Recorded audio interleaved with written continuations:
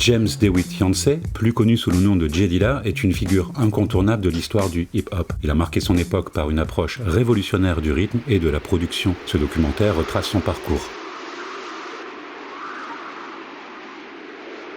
Alors que le Michigan vient de traverser un hiver rigoureux, avec un blizzard et les intempéries qui en découlent, le couple Yancey attend son premier fils. Le 7 février, naît James David Yancey, qui deviendra plus tard JD, puis J Dilla. Le même jour, à Tokyo, naît un autre producteur légendaire, au destin tragique, Jun Seba, alias Nujabes. Revenons à Conant Garden, Détroit, où la famille Yancey est installée. Celle-ci baigne dans la musique. La mère, Matt Dukes, est choriste et DeWitt, le père, a notamment produit quelques disques avec The LDs et The Positive Force, sans toutefois percer plus que ça.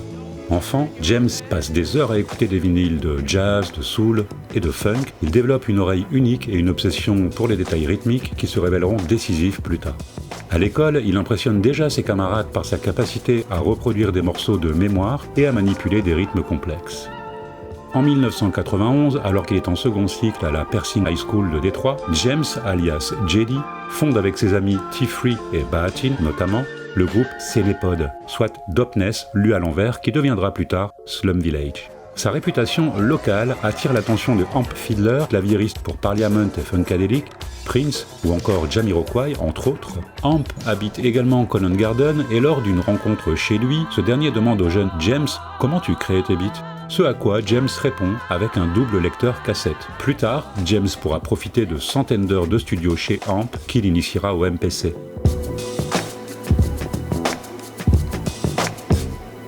En 1996, Cenepod se restructure et laisse place à Slum Village sous sa forme la plus connue.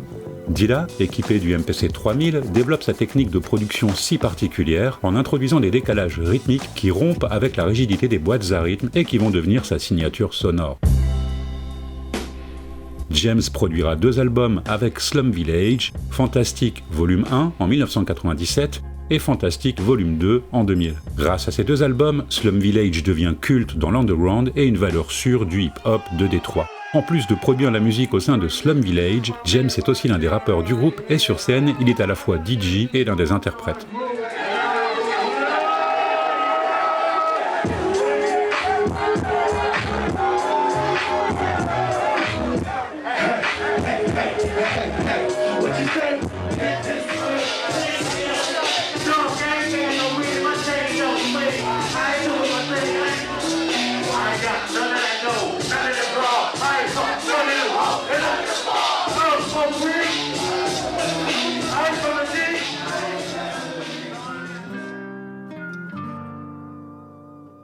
Le destin de Dilla bascule lorsqu'Amp Fiddler propose à Q-Tip, membre de Tribe Called Quest, de le rencontrer.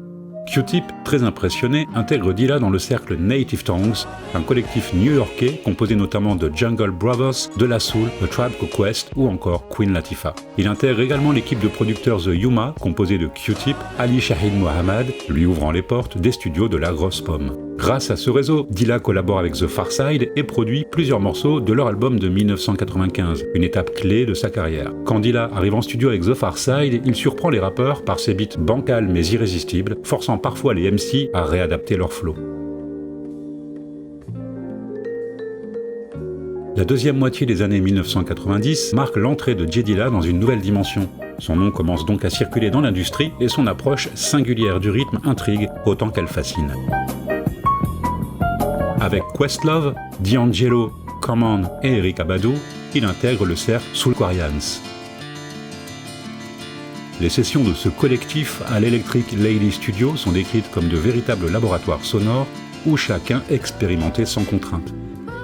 Questlove raconte qu'il réécoutait les beats de Dilla en boucle pour comprendre comment il tenait debout, tant ces décalages rythmiques semblaient impossibles. Avec eux, il participe à des albums majeurs tels que Like Water for Chocolate, Common en 2000, Voodoo, D'Angelo en 2000, Mama's Gun, Erykah Badu en 2000. Ces disques incarnent une période d'effervescence créative où la néo-soul et le hip-hop se réinventent. En août 2001, James quitte Slum Village pour se concentrer sur sa carrière solo. Au début des années 2000, alors que sa réputation est solidement établie, J Dilla est confronté à des problèmes de santé graves. Il est diagnostiqué d'une maladie du sang et d'un lupus. Malgré ces épreuves, il reste d'une productivité impressionnante. Installé à Los Angeles, il continue de collaborer avec des artistes comme Madlib, avec qui il réalise l'album Champion Sound en 2003 sous le nom de J-Lib, avec qui il se produit sur scène.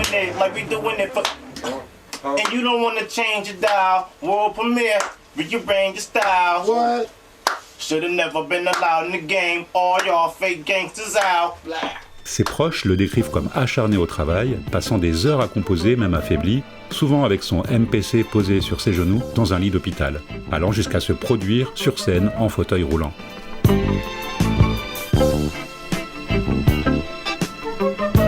Trois jours seulement avant sa mort, le 7 février 2006, le jour de son 32e anniversaire, paraît Donuts, un album instrumental composé dans des conditions extrêmes, souvent depuis sa chambre d'hôpital. Sa mère raconte qu'elle lui portait ses disques préférés à l'hôpital, qu'il samplait directement depuis sa chambre. Questlove dit que lors de leur dernière rencontre, Dilla lui a confié qu'il n'avait jamais eu peur de mourir, seulement de ne pas avoir assez de temps pour finir son album. Cet album devient immédiatement culte, considéré comme un testament artistique où chaque boucle, chaque respiration musicale résonne comme un adieu.